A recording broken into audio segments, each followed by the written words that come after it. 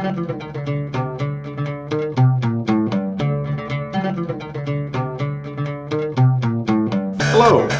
welcome to the Sci-Fi Christian book reviews brought to you by the Sci-Fi-Christian.com. I am, as always, Ben DeBono, talking to you today about 2061, the third book in Arthur C. Clarke's Odyssey Quartet, I guess you would call it. I'm not quite sure what a four-book trilogy, which obviously that term doesn't make any sense. I'm not quite sure what you would call it. I think it's a quartet, so we'll go with that. But book number 3 in the Odyssey series, anyway. Just a quick review for those of you who didn't get a chance to watch my earlier videos. Big fan of 2001. I like the book slightly less than the movie. I like 2010 as well, but I was a little bit disappointed with some elements of it, particularly where I felt like it didn't follow through on the promises of 2001, where 2001 kind of made it look like David Bowman and what happens to him at the end is going to be kind of the next stage of human evolution, and he's going to show up at Earth and we're going to see, what happens then and everything. 2010 doesn't really go there. We barely see any David Bowman. He only does a couple things on Earth and it's pretty vague and all of that. So I felt like it was a good book, but a lot of missed opportunities. I felt like the beginning was kind of a drag. Enjoyed the end, but it was okay. So now we come to 2061, and this is where a lot of people feel like the series falls apart. In fact, I've had people tell me, go ahead and read the first 2 books, they're really good, but stop there because 2061 and 3001 are just awful and you don't want to read those. So I wasn't quite sure what to expect going into this. I knew I was going to finish the series because I'd started doing these reviews and everything, unless it just got terrible, where it was just unreadable. I was planning on reading the whole series, so I wasn't going to back out at this point. I mean, they're relatively short books, so it's a fairly small commitment to say that I'm going to read these next 2 books, even if they're awful. But, so I went in not terribly optimistic because of what I had heard about them and what the general consensus on these last 2 is. And I have to say that at least for 2061, I was pleasantly surprised. I don't think that the consensus is correct on this book. In fact, I would probably say that I enjoyed it as much, if not maybe a little bit more than 2010.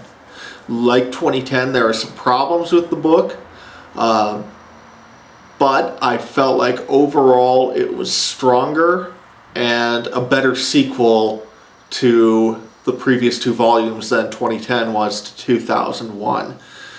So let me explain. I felt like this was almost the complete inverse of 2010 in some ways, where 2010 didn't do a good job fulfilling the promise of 2001 and started out really slow, didn't really care for the first half of that novel very much at all, and then got pretty good at the end. I felt like for 2061, I actually really enjoyed the first half to 3/4 of the novel. Felt like it got a little bit weaker at the end, which is where most of my complaints are going to be concentrated, but actually did a good job fulfilling the promise of 2010, where at the end of 2010, David Bowman sends his message to Earth, go ahead and explore all the other planets, but not Europa. Don't attempt no landings there. So obviously the question becomes what happens when the humans actually land on Europa, which is of course what happens in this novel. And so that's the promise made for the sequel in 2010, and then we get the fulfillment of that promise in 2061. So from that perspective, it's a better sequel than 2010 was, because it actually follows through on what its predecessor promised. One interesting note there is, if I'm remembering the epilogue for 2010 correctly, I believe it's flashes forward to 20,000 years in the future or something like that. And in that epilogue, I believe it makes the claim that humans never actually landed on Europa. So we have a pretty serious retcon going on where we are, on the one hand, saying 18,000 years in the future, humans have always abided by this.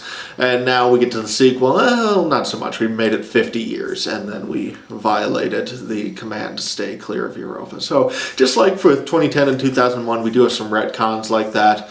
But outside of that one, I didn't notice anything nearly as major as some of what happened in the first 2 volumes. And I just got bit by a stupid mosquito. I don't think I got it. So it might be back. Once again, summer in Minnesota. We grow them big here. Mosquitoes are just terrifying, and there's a trillion of them. So that is why occasionally, since I'm filming outside most of the time, we have to stop for a kill a bug break in these reviews. But anyway, getting back to the review, I actually found the concept of landing on Europa to be pretty fascinating given what had happened. I've read some reviews of 2061 that were complaining that it starts really slow. And I guess it does, but it's Arthur C. Clarke. He's not going to be a super fast-paced author in most of his books. 2001 wasn't exactly a lightning-paced novel or movie. So I don't mind the fact that it was slow. Even in 2010, where I did mind the slowness a little bit more, it still wasn't a fatal problem to the book because that's kind of the nature of the genre. In fact, if 2010 had done a better job of fulfilling the promises of 2001, I probably wouldn't have minded the slow pace at all at the beginning. It's just I was waiting to get to, okay, when are we going to see David Bowman? When are we going to see David Bowman? That's why the slow pace bugged me there. So the slow pace didn't bug me at all in this one. I found the concept of the dual missions to Halley's Comet and to Europa, or I guess they're not intending to go to Europa, but eventually winding up there, to be pretty interesting. The concept of the universe staging the rescue mission to be pretty interesting and all that. So he's got a lot of interesting elements going on in the first 2.5 to 3/4 of the book. Where the book really loses steam is in the finale, in that we have all these elements set up where we're crashed on Europa, and here comes the universe to save us, and we have this command that you are not to land on Europa that's now been violated, and now humans are going to go violate it again, and what's going to happen? And there's a monolith on Europa, a giant one, the Great Wall as it's called, and all of these elements coming into play, and nothing much happens at the end. Okay, so I am moving into spoiler territory obviously here, and will probably do so further for the rest of this review, so consider yourself warned or whatever. David Bowman and Hal and Dr. Floyd, who I guess is now immortal, have some really interesting, one interesting conversation towards the end of the book that solves some of those problems, where that it feels like, okay, now we're kind of getting the behind the scenes feel for what's really going on here. And so that chapter made me feel a lot better about the ending, but that's like 3 pages in the entire book, and it still doesn't excuse the fact that basically what happens is we build up all this tension, and then the universe shows up, meaning the spaceship universe, obviously, and rescues everybody on Europa, and they go home happy, and nothing much really happens as a result of humanity violating the command to land on Europa. So all of that, excuse me, all of that just isn't very satisfying for a conclusion to the novel. I will say that it got me excited about reading the next one, especially given the epilogue where I guess Lucifer, formerly Jupiter, goes out at the beginning of 3001 and the monolith starts to come alive again in front of the UN headquarters. So I'm pretty excited to see what's going to happen in the final volume. But overall, the conclusion just doesn't do enough. And again, it's Arthur C. Clarke. I'm not looking for action. In fact, I'm bored by action. I don't really want action, but I just want him to follow through on the promises that he's making earlier in the book of setting up all these different elements to converge in the finale, and nothing really happens. That's just disappointing. It's not that it needed some big action-packed finale, it's just it needed something. It needed resolution. It needed to fulfill the storytelling elements that have been put on the table up to that point, and it just doesn't. So that's a fairly serious problem in the book. Not a fatal one, and a lot of the reason why it's not fatal is because of the Bowman, Hal, Floyd conversation at the end. Even though that is short, it does prevent this mistake from overwhelming the novel and sinking it. But it's a serious problem, and that's why at the beginning of the review you kind of heard me hesitating when I was saying that I liked it better than 2010. I did for the most part, but in terms of ranking them, I could still probably be convinced to put 2010 first just because of how anticlimactic everything is at the end of this novel. It's that big of an issue. But I think what I'll do is I'm going to give this the same rating that I gave 2010, 3.5 stars. I liked the book. I thought it was well done for most of it. I thought it was a better sequel. I just wish that there had been more to the ending so that it didn't feel like everything just kind of stops and falls apart. That's just, it just wasn't good writing.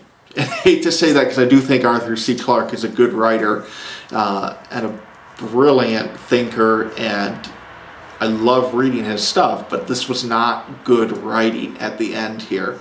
So 3.5 stars, right about the same level as 2010.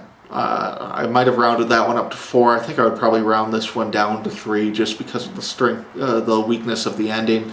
Even though I'm not quite sure which of those two that I like better. 2010, 2061, both about the same level for me. Different weaknesses. I probably enjoyed 2061 a little bit more, but I think that what I'll say is, yeah, I enjoyed 2061 more, but it's not a better book. It's slightly worse book than 2010 because of the ending.